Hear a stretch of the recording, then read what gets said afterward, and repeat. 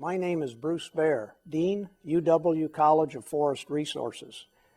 On behalf of the college, I wish to welcome all of you to this three-part lecture series entitled Sustaining Our Northwest World, From Fire to Flowers. Our intent in the series is to highlight the dynamic balance we seek in meeting the growing natural resource needs of society while sustaining the environmental, economic, and cultural values we associate with our urban and wildland resources. This lecture series is a companion to the college's Denman Forestry Issue series, also seen on UW-TV, and both series contribute to the college's vision of world-class leadership in sustaining natural resources and environmental services throughout the region in order to improve the lives of future generations while satisfying the needs of people today. Most natural resource decisions are complex and oftentimes contentious. Thus, good solutions require that objective science be used to weigh the ecological, social, and economic consequences of decisions in order to meet the desired balanced result. All three values must be considered to achieve sustainability and to ensure the proper stewardship of our natural resources. We are pleased to present this lecture series as a partnership between the University of Washington Alumni Association and the College of Forest Resources. We are also grateful for the support of the Rachel A. Woods Endowment, which is underwriting a portion of this series, and to the members of the college's Dean's Club for their financial support.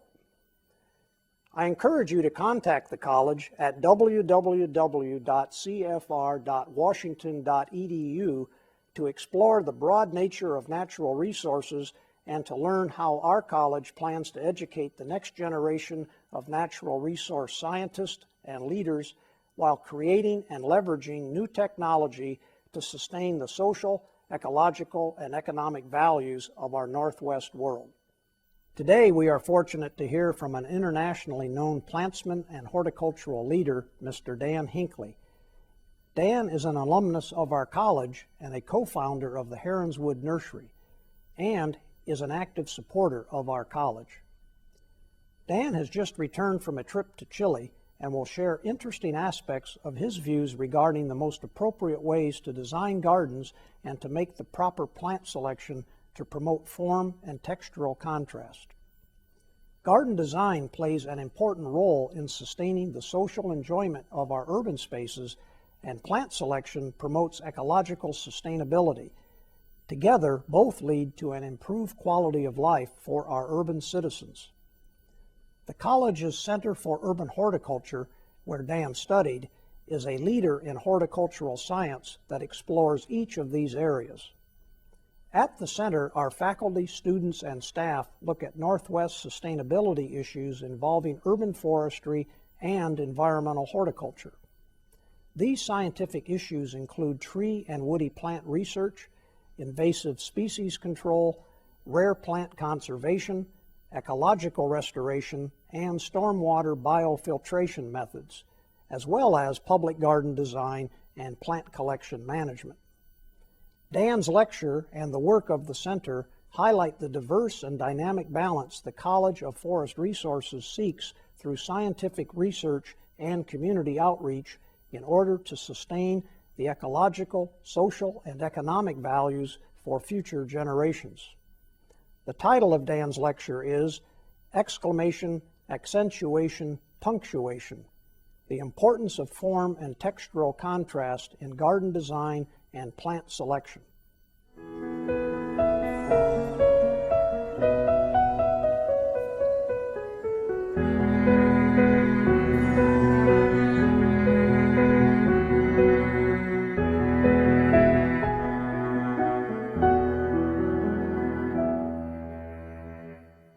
Hi, everyone.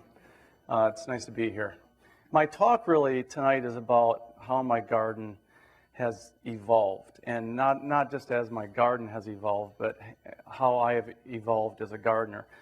I think all of us, as we continue to garden and appreciate what the garden brings us, we start to pinpoint certain design elements that we begin to realize really make the scene what it is. And that's what I've tried to do in this lecture tonight, is to show you 4, perhaps 5 different elements that I've recognized in myself as a gardener, what speaks to me, not only when it's there, but when it's missing.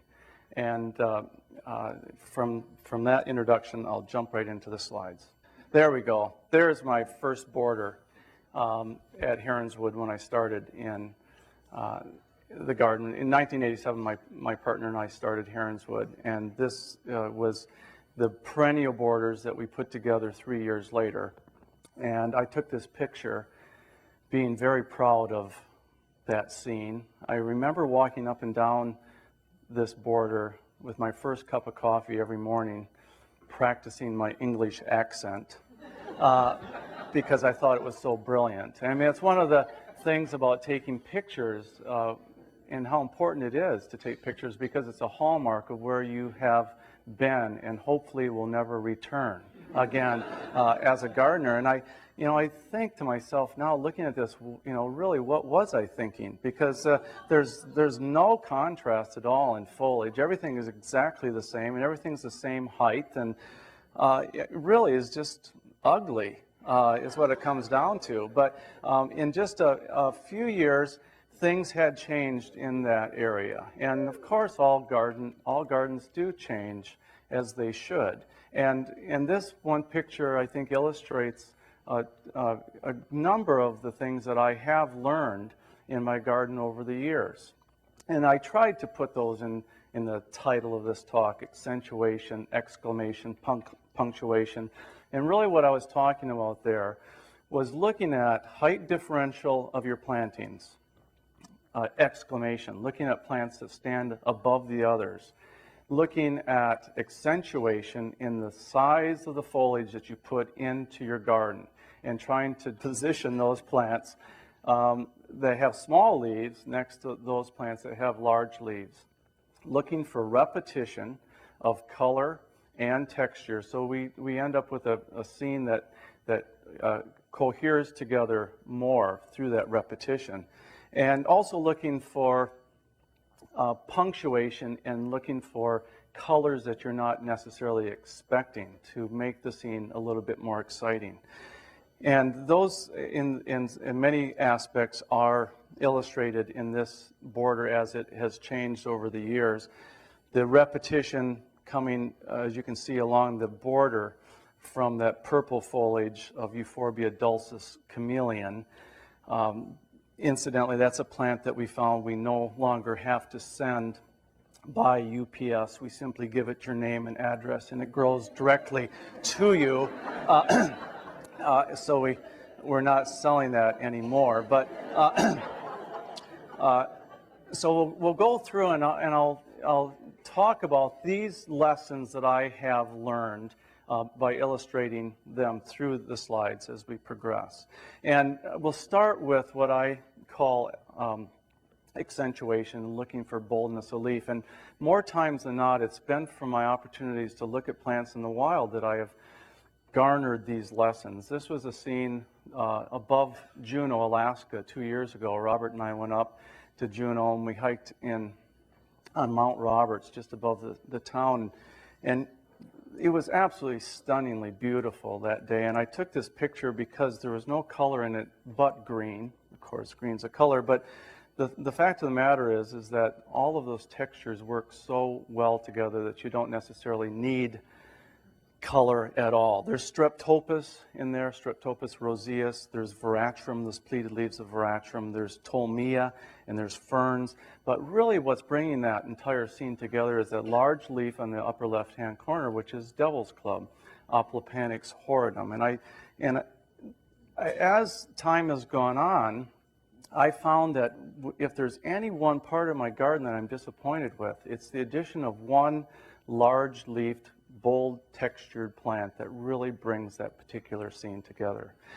At Heronswood, I've used a medley of plants, and we're so fortunate in the Pacific Northwest to be able to use so many excellent plants that do have those large leaves.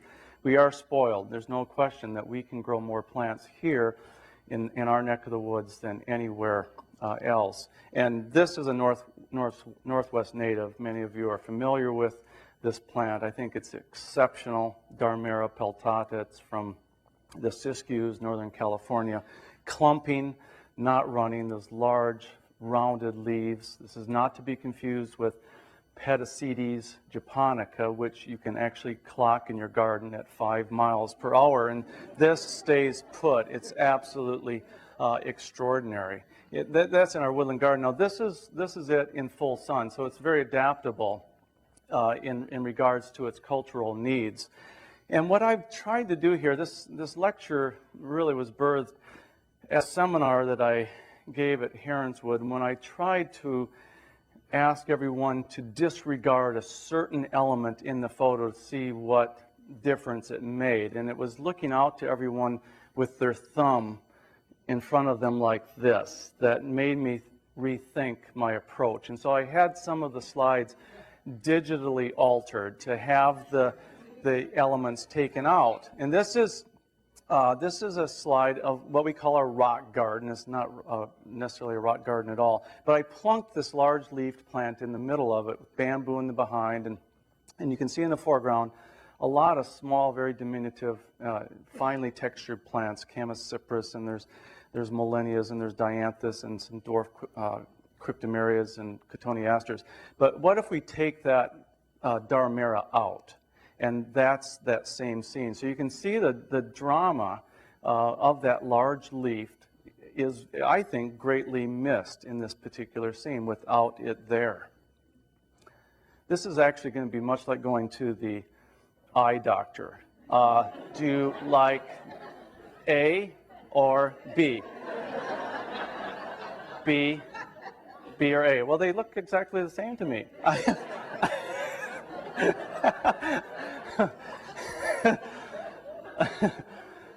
In the woodland garden, same thing. This is a rhubarb.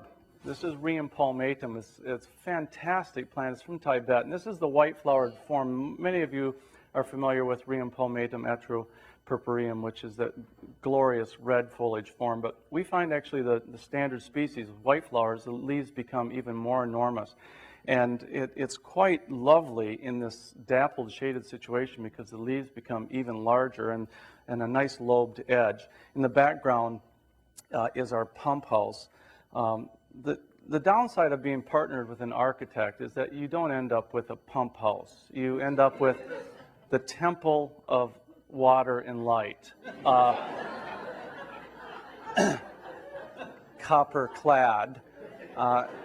Cost about the same as my parents' home when they built it back in Michigan. But anyway, you can see the texture surrounding this. This is what we call our upper bog, and actually this is a filtration system from the nursery. If anyone's ever been out there, we have this water running through the woodland garden, which really biofilters all the fertilizers from the nursery, so we're really thrilled with it. But what if we take that out? You can see all the plants around there. Let's take that rhubarb out, and you can see what a difference that makes. The horrid astilbes around it. I have no idea why I planted them. They're absolutely disgusting plants. But with the rhubarb there, you really ignore them. And that's another reason to plant the large foliage things, is that you really don't look at the plants that you've come to loathe over the years. Bananas. You know, this is a species that certainly has taken off in popularity now in the Pacific Northwest. And when I first planted it, and it's been almost 15 years ago, I got my first pot proudly, and I left it in the greenhouse. It was actually during the 90-91 freeze, if any of you remember that horrid experience. And the pot froze completely solid in the greenhouse. And I just didn't get around to throwing it out. It was presumed that plant was dead, but lo and behold, it arose from that pot the next spring. And we've come to really admire this plant for the otherworldliness that it provides to the garden. And when those enormous 5-foot leaves capture the sunlight in August and September, when it's really growing gangbusters, it's absolutely stunning. We planted it in the upper glade of the woodland. And they went all the way to the ground last year, but they're still 15 feet, almost 20 feet tall by the end of this season, this past year. So they do perform well. This part of the garden is filled with treasures on the woodland floor. And most people, as they walk through this part of the garden, their eyes are down. They're looking at the woodland floor rather than looking up.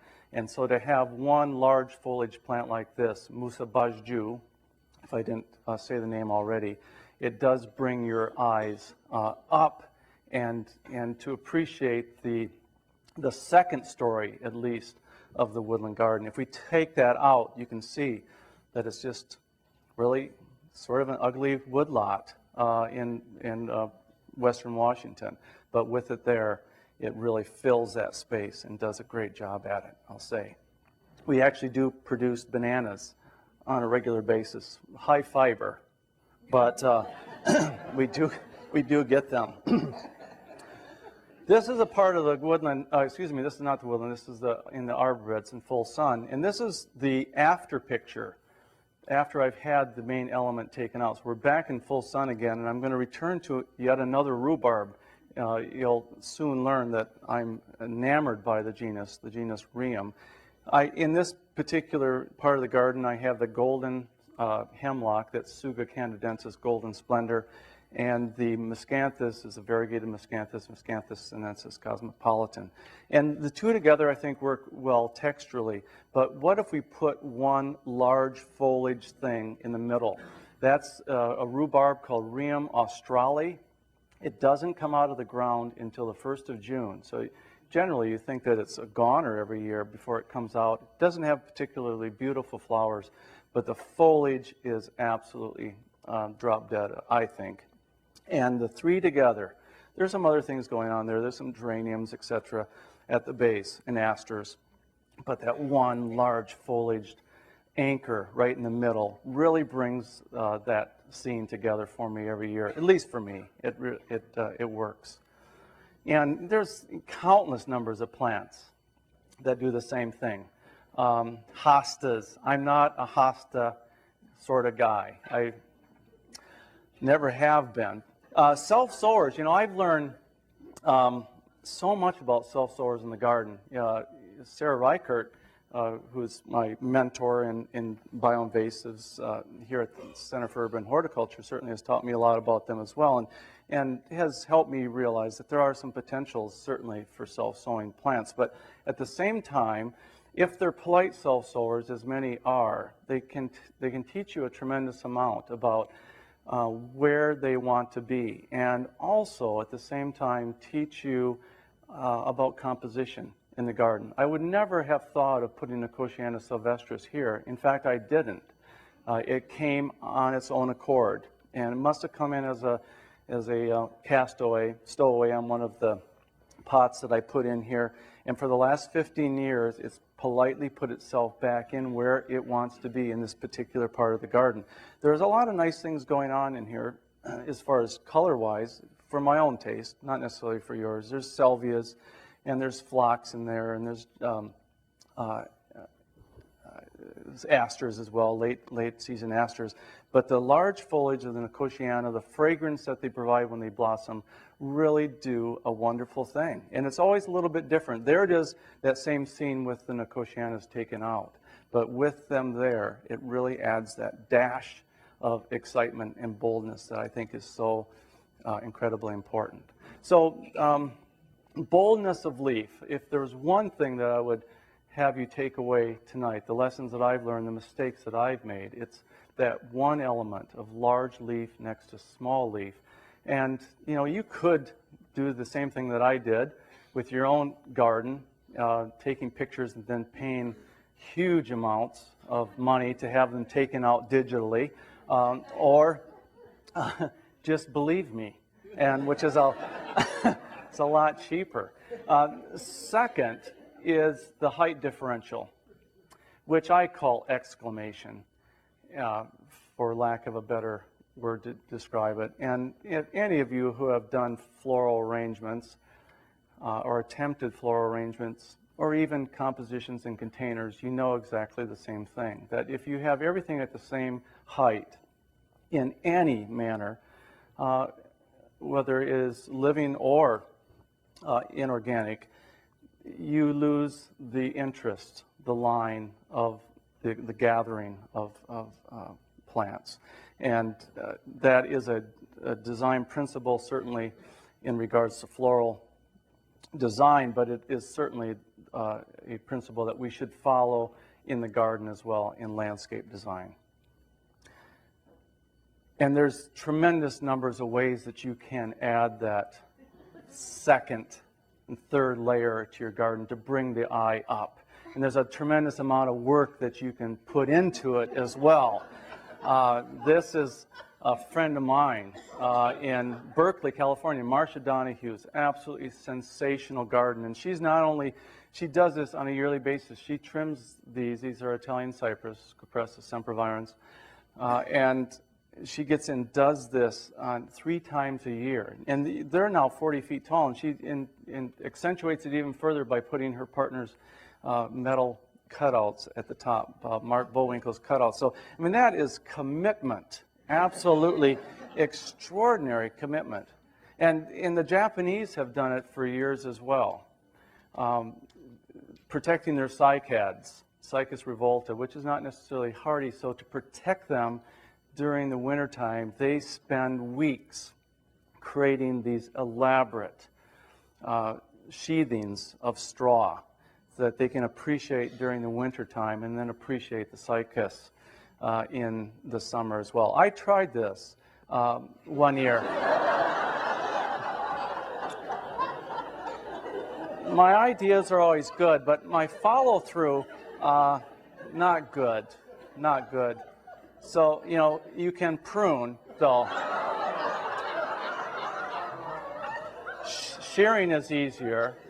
That gives you the height that you're looking for. And I nearly caused a 15-car pileup when I saw this. It was in Vancouver. It's now gone.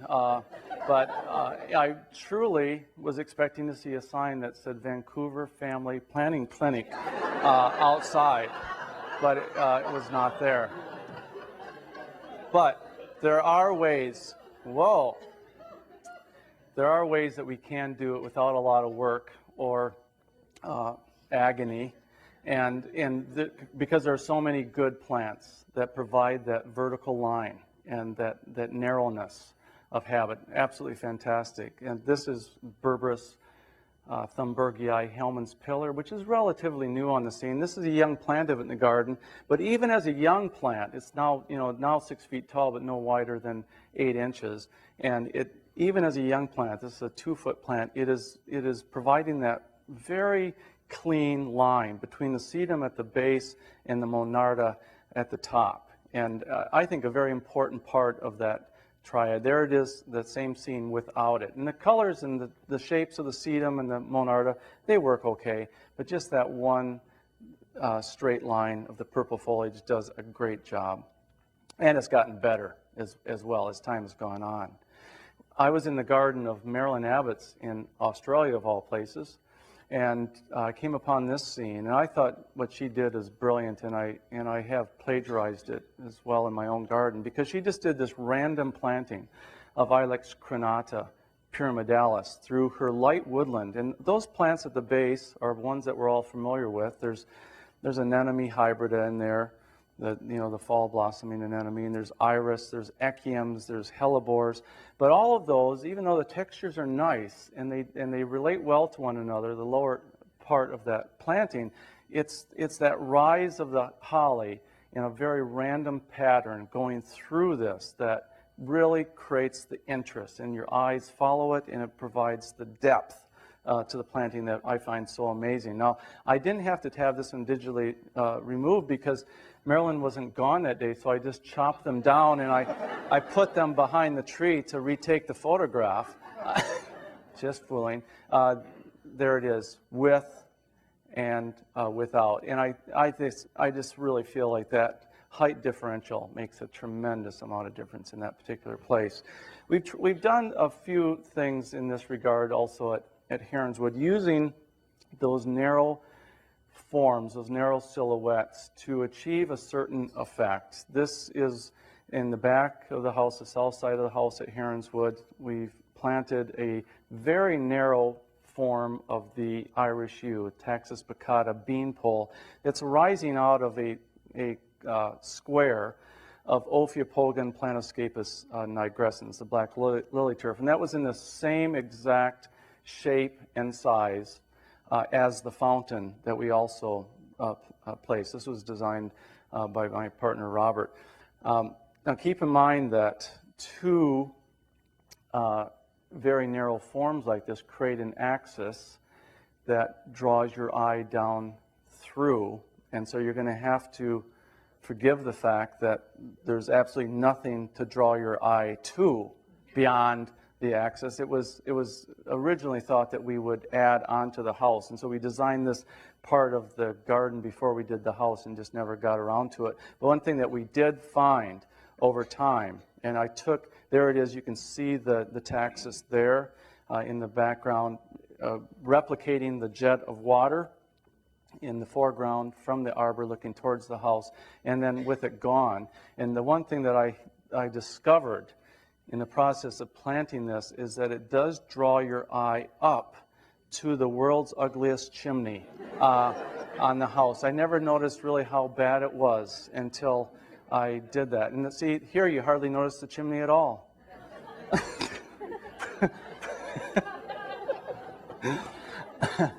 So be careful what you do with narrow forms and axes, because they can really cause you a lot of money, because we had to have the chimney redone then. I was in New Zealand in all of November this past year. As Bruce said, I just got back from Chile, which was absolutely sensational, but New Zealand was fantastic. And the one plant that I get down on my hands and knees and thank New Zealand for is the genus Phormium. It was fantastic to see the way it was growing in its natural haunts, because I never thought of it as a water-loving plant before, but there it was, basically the counterpart to cattails or typha in the northern hemisphere. But in the garden, you simply cannot match the vertical lines that they provide in an immediate sort of way. And we leave some of them out and we dig some of them and protect them because we can lose them during the hardest winters. But when we put them back into the garden, for those that we dig out, and when we put them back in the spring, there's an immediacy of satisfaction to this part of the garden. We happen to leave this one in year-round. I used to have just the three plants. That's the original Heronswood globe, Cercidophyllum, at the top, and then Mahonia pinnata in the middle, and the weeping witch hazel, Hamamelis vernalis, Lombard's weeping, at the base. And about 3 years ago, I decided to put a Phormium behind the Mahonia, and it really has sealed the deal as far as this planting goes. It was a scene that we looked out to from the house when we lived at Heronswood year-round, but especially in the wintertime. The foursome of those plants really came together, and I think it was all from the vertical line of the Phormium that made it so satisfying. As I said, we plunk some into the garden in the colder parts and we take them out, which makes the whole concept of me paying somebody to take it out digitally in a photograph particularly stupid, because I could have just waited to the day that we were taking them out and retaken the photograph, but not. I paid somebody else to do it on the photograph, but here it is in the arbor beds, and here it is without, and you can see what a difference that makes. I think that one vertical line, purple foliage. And yet another to the right in the rock garden area. But that's not what I'm trying to illustrate in this particular slide.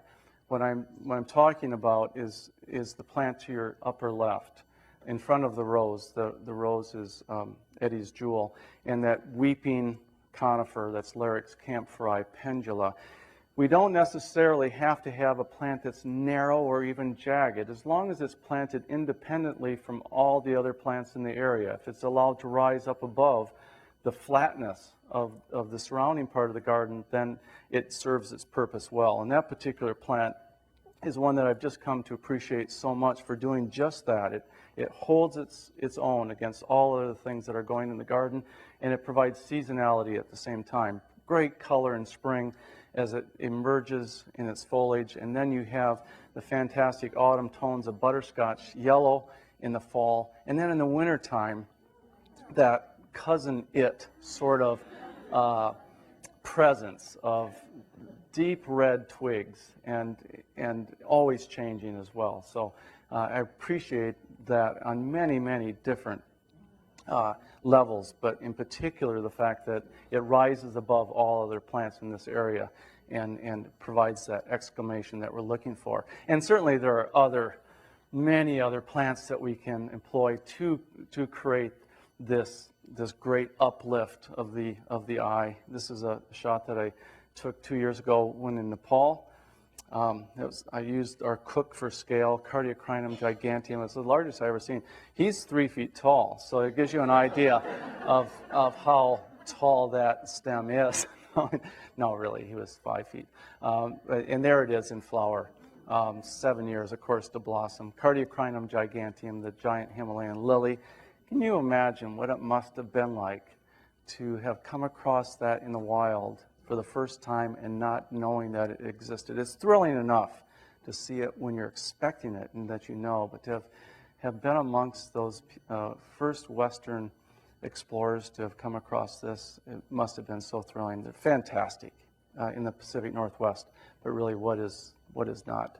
And I included this as well because I've just fallen in love with it. And two days ago, in Portamont, in Chile, I was cleaning seeds of this lobelia tupa.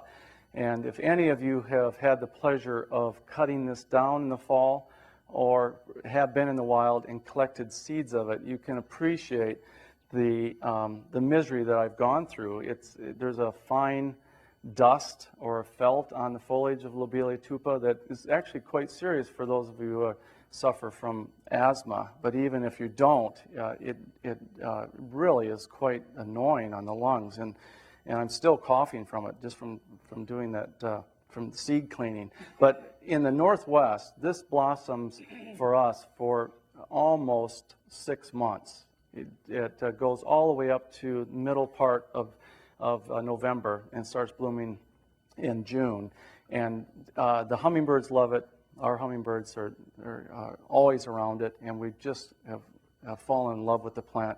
And it went up to 7 feet last year. So this is going to become a major element of my new garden at Indianola, just to get that verticality to the plantings. Of course, it goes down completely. It's completely herbaceous, but very hardy, very durable, fantastic. Grasses do the same thing. But grasses, you really have to be careful about how close you put them together, or you lose the effect, as I'll show you in just a moment. This is at Great Dixer in England, Christopher Lloyd's fantastic garden. And of course, it might have something to do with the 300-year-old topiary hedge surrounding it that adds the beauty to it. But he has not cut his borders down. He doesn't do it until late winter, early spring.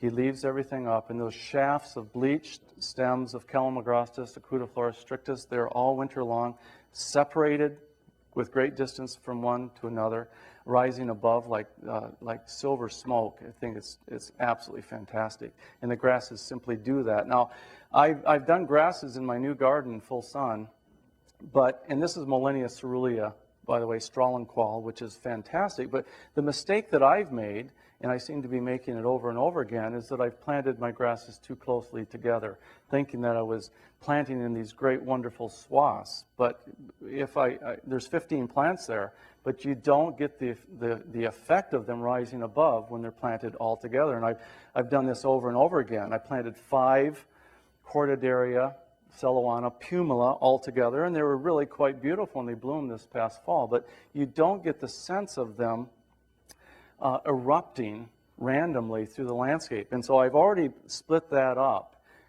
and those have already been moved away from one another. They don't transplant well, but they are no longer in that tight clump. Now, this, you can see off in the distance, is another group of cordidaria in my new garden that I had already split apart. This is what's so sad, is that I had already split up one clump of cordidaria before I planted the rest of the cordidarias all together. But,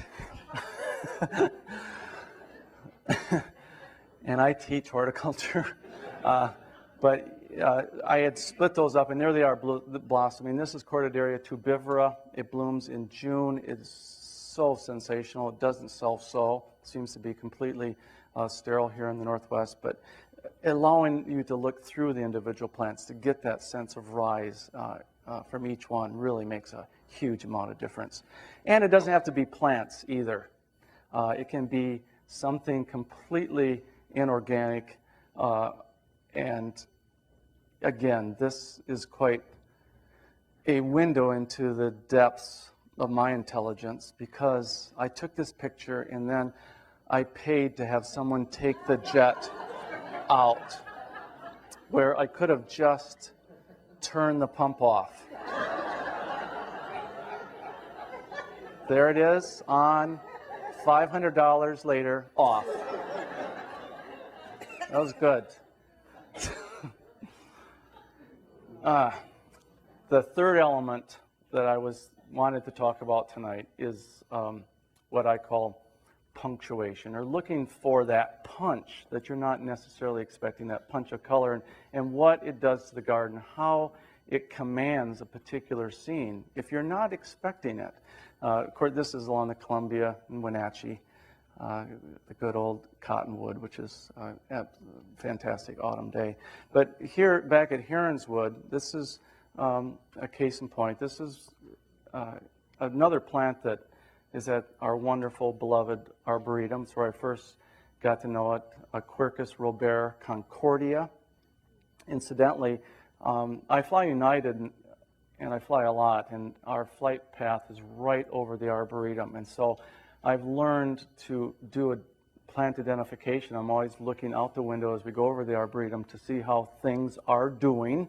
There's one plant that I can use as a hallmark to gauge exactly where I am, and it is Quercus robert concordia. At 10,000 feet, it sings. It is absolutely sensational. But what I wanted to point out in this photo, and admittedly, this is a lot of Monday morning quarterbacking on my part, but if you take a look at Concordia there, that yellow foliaged oak, and see how it is conversing with the other yellow foliaged things in the distance. There's an elm way off in the distance that's Ulmus procera, and a yellow foliage form of it, which is quite wonderful, but I don't think, and there's azaras in blossom, there's some yellow composites in blossom as well, but there's a conversation going on between all of those yellow foliage things. And if we take that oak out, the golden oak out, that conversation ceases. And so it's a lesson for me in that you can actually create gardens using your neighbor's elements to create a more lively scene, playing off of the colors that already exist. You don't necessarily have to rely on just what is in your own garden to make the composition work. In the perennial borders, lobelia, there's a lobelia in the middle. It's not tupa in this case, it's one of the hybrids. This is a border, and I worked really in pastels for a long time in this part of the garden because that's what I found most pleasing at that time. And there's the lictrums going on there. There's some Nicotiana Langsdorffii. There's some soft foliage, soft flowered cannas. There's a deutzia, wonderful deutzia, looks like baby's breath, Deutzia sechuanensis variety. Crimbiflora, which is one of the best of all deutzias. But I placed that lobelia in there just to punch up the scene a bit, and I really think that it does enliven it a tremendous amount. If we took it out, you can see that even though the pastels are still working quite nicely, it is that lobelia that really excites the scene. And the undersurface, back to bold foliage here, but what I was putting this particular photo in for is not necessarily the boldness of leaf, but the under surface of the leaf of this rhubarb. This is Rheum Ace of Hearts. The linear lines of Iris fetidissima below it, that's evergreen fruiting iris, the golden foliage of Philadelphus coronarius aureus behind it, and to have the opportunity to glimpse the undersurface of that leaf really does make that trio work. If we take it out, obviously there's something lacking in addition to the no focus on the photo. And what's fun about gardening, of course, is that we're limited only by our imaginations as far as what we can do to excite the scene. This was in the garden of Sonny Garcia in San Francisco. It's a postage-sized garden, postage-sized, stamp-sized garden, tiny, crammed full of plants. But there's one tree, and in order to extend the season of interest for himself in this garden, he's filled it with these vases that he found for $2.99 at Pier 1 Imports, and I was there at sunset. There were 15 of these suspended from this small tree and backlit, illuminated by the setting sun. It was absolutely magical, not to be expected, but it certainly has inspired me. I believe in value as far as there's got to be something in those bottles to use them. This is actually not in my garden. This is back at Marcia Donahue's in an acacia, each one representing a night of frivolity. But at the same time, you remember those evenings at this as well. Repetition, and also incredibly important. If you're trying to create scenes that feel as if they fit and are going to hold together as one unit, you really do have to repeat either the color or the form. I hate to sound so dogmatic about this because I know that there's a lot of really keen gardeners in this audience. I know a lot of you as good friends, and I know your gardens are much better than I. So please accept when I say you have to take that with a grain of salt. But it's just one of the lessons, certainly, that I've learned. This is a hike in the Olympics 2 years ago with our native Xerophyllum 10X, and drawing you down the path simply because of the fact that it's the same height and same color brought all the way along. And, the same thing happens. I really think the whole concept of gardening with children is it's not taken far enough. You can do wonderful things with them. To repeat color, they do sell shoes now at Smith & Hawkins to keep them in place during social events. You just have to take them food and water and let them go by morning. And we hired her for 8 hours. She looked brilliant with the hemerocallis. No, it is amazing though. The repetition. There she is, 3 weeks later. No, just fooling. I was on a hike in Japan and I came upon this scene and I thought that look what that repetition of red does though. It's a little graveyard up on the hills, and that illustrates the fact that your eye is pulled up through that photo because of that repetition. And we can do that over and over again in the garden. This is not in my own garden. It's the garden of Jack Lenore Larson in the Hamptons on Long Island. And I thought what he did here was absolutely brilliant.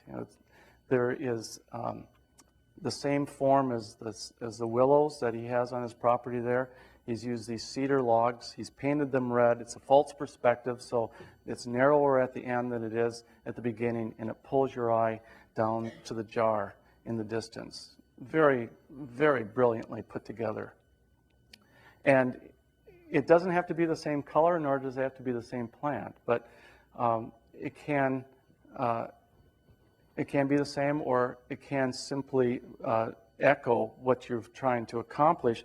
And you can see here in this particular slide at Heronswood that the white, the variegated white foliage is dominant here, with the Iris pallida variegata in the foreground, and there's Cornus alba elegantissima, and even that speaks to the thalictrums way in the distance that are in flower. But if we take the iris out, all of a sudden it becomes the yellow, the violas in the foreground, and then the chamaecyparis off in the distance that seem to be holding the conversation. I'll go back to this previous slide, look at it one more time, but it's really quite amazing how your eye interprets these things, and that's what's so fascinating about putting plants together in the garden. Agave americana. I'm growing now Agave americana, proto-americana, which is actually hardy here in the Pacific Northwest. But this is standard Agave americana. We keep it in pots, and we place it into the garden in this particular part of the backyard every year. And even though in this particular scene in the spring with the lilies in blossom, there's Veronica spicata, pink damask in blossom as well, you would think, well, there's a lot of cohesion there with repetition. But of course the lilies come and go very quickly, but it's the agaves that are holding this together. There's 5 pots of them. We remove them in the fall, keep them in a cool, unheated greenhouse. It's one of the primary reasons that I go plant collecting every fall, is so I don't have to be home when we move the agaves out of the garden. If we take, we have to have everyone's blood type because they're so sharp. But let's take the agaves out of that particular scene. And you can see that still the lilies are doing what they need to do, but they're very ephemeral. They're going to disappear relatively quickly. And in the blue border, our so-called blue border, which is blue and yellow, I've used Haconocloa macroaureola as the repeater here. And there's a lot of things going on in this particular border. There's lots of yellow foliage, there's a lot of blue flowers, and there's just one plant that's repeated along the margin, and that's that grass. And it really was our intent here when we laid out the garden is to pull people off of the driveway and pull them down along this very narrow piece of lawn to the perennial borders in the distance. That's the flow that we wanted. Now, whether I really truly felt that at that point that Haconocloa was going to pull people off, I don't know. But as time has gone on, that's precisely what happens. People's eyes follow that repeating fluid grass, which I think is so beautiful. And if it's not there, obviously, you stay put and you go to the front door and you ask to use the restroom. And you can repeat not just with plants. This is not my own garden. This is the garden of Valerie Murray's in Victoria, which is a brilliant garden. And I've always wanted to ask Valerie, did she select that vase first and then plant around it, or vice versa? It doesn't really matter, but all the elements are there. The fine texture, the bold foliage, the repetition of color, and then playing off of that jar, which I think is very beautiful. And of course, I'm good at imitating, not good at creating. And I did the same thing under Eddie's Jewel at Heronswood, using the brown jar, the chevron on the foliage of that polygonum, which is, or Tovara virginica, Compton's form. There's a bronze sedge, one of the New Zealand sedges at the base, the bronze foliage of Cryptotania japonica, Atrapurpurea, above that. And I selected that daylily that I put in there for the name alone. It was called Milk Chocolate. I'm such a sucker for names. And it doesn't matter what daylily I buy, it always is a washed out yellow, no matter what the name is. So that finally blossomed, and it was just this horrid yellow. So I ripped it out. But the name was seductive enough for a while. And repeating in the perennial borders, and I'm not using the same plants, but more or less the same form and the same texture. Stachys byzantina. On the right is one called Big Ears, and on the left is one called Cotton Bowl. But I repeated those all the way down the border, and I think that you'll see that it does indeed pull your eye. Now, what if we remove it?